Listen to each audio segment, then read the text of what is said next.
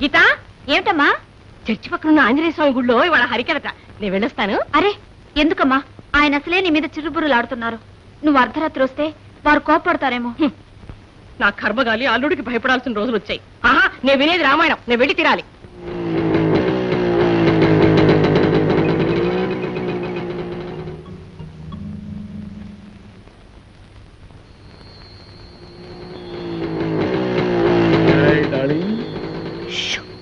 Road మీద darling ఏమిటండి? ఎవరైనా వింటే ఏమనుకుంటారు? ఈ ముసలాడు ఇంకా రసికుడు అనుకుంటారు. నువ్వు ఇంకా అందంగా ఉన్నావు అనుకుంటారు. అర్ధరాత్రి శిఖరికని ఎక్కడికని చెప్పొచ్చావు? మీరు చెప్పన్నారుగా హరికథా కాలక్షేపానికని. అంతే, ఎక్కుచ్చా. దీని మీద లేకపోతే నా మీద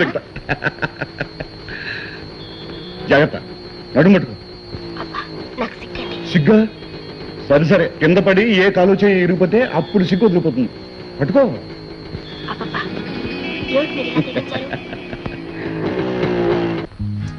ఏమిటండి ఇది? ఎక్కడికండి? కమాన్.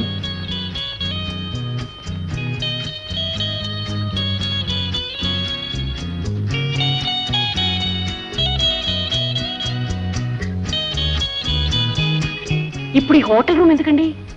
పెళ్ళంతో హాయిగా మనసిప్పి మాట్లాడుకోవటానికి. నా బాధ నీకేం తెలుసు?